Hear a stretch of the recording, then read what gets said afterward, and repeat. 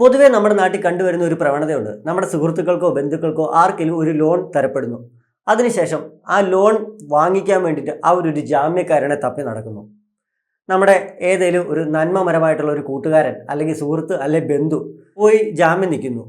അതിനുശേഷം ആ തിരിച്ചടവ് മുടങ്ങുന്നു. രണ്ടുപേരും ഒരുപോലെ അബദ്ധത്തിൽപ്പെടുന്നു, അല്ലെങ്കിൽ രണ്ടുപേരും ലീഗലി പ്രശ്നത്തിലാവുന്നു. പൊതുവേ നമ്മുടെ നാട്ടിൽ കണ്ടുവരുന്ന ഒരു പ്രവണതയാണ്. അതുകൊണ്ട് തന്നെ ഞാൻ നിങ്ങളോട് പറയാം, ദയവ് ചെയ്ത് നിങ്ങൾ ജാമ്യം നിൽക്കുന്നുണ്ട് എങ്കിൽ അദ്ദേഹത്തിന് ഈ ബാങ്ക് നോക്കുന്നത് പോലെ തന്നെ ഈ ലോൺ തിരിച്ചടയ്ക്കാനുള്ള കഴിവുണ്ടോ എന്ന് നിങ്ങൾ ആദ്യം മനസ്സിലാക്കുക. ഒരുപാട് നന്മപരം കളിച്ചിട്ട് കാര്യമില്ല. കാരണം ലോൺ എടുത്തയാളും അതുപോലെ തന്നെ ജാമ്യം നിന്ന ആളും ഒരുപോലെ ബാധ്യസ്ഥനാണ് ഈ ലോൺ തിരിച്ചടയ്ക്കാനായിട്ട്. ഈ കൂട്ടർ നമ്മുടെ അടുത്ത് വന്നിട്ട് കാര്യങ്ങൾ അവതരിപ്പിക്കുന്ന വളരെ സിമ്പിളായിട്ടുള്ള രീതിയിലായിരിക്കും. എന്താണെന്ന് വെച്ചാൽ, അളിയ എനിക്കൊരു ലോൺ കിട്ടി, നീ ഒന്ന് ജാമ്യം ഒന്നിക്കാവും, നിൻ്റെ ആധാർ കാർഡും അതുപോലെ തന്നെ നീ വന്നിട്ട് ആ ബാങ്കിലൊന്ന് ചെറിയതായിട്ടൊന്നൊരു സൈനും കൂടി ഇടണം. വളരെ സിമ്പിളാണ്.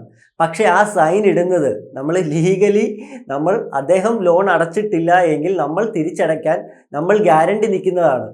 അപ്പം ഇതിനുള്ള കാരണം എന്താണെന്ന് വെച്ചാൽ, ലീഗലി ഇതിലേക്ക് മുൻപിലോട്ടൊരു ഇഷ്യൂസ് വരുവാണെങ്കിൽ അദ്ദേഹം ആ ലോൺ തിരിച്ചടയ്ക്കാനായിട്ട് മുടങ്ങുകയാണ് എങ്കിൽ ആ ലോൺ തിരിച്ച് നമ്മളാണ് അടയ്ക്കേണ്ടത്. അതിന് അടയ്ക്കാനായിട്ട് നമ്മൾ ബാധ്യസ്ഥരാണ്. അങ്ങനെയാണ് പറഞ്ഞ് നമ്മൾ ബാങ്കിൽ സൈൻ ചെയ്ത് കൊടുക്കുന്നത്.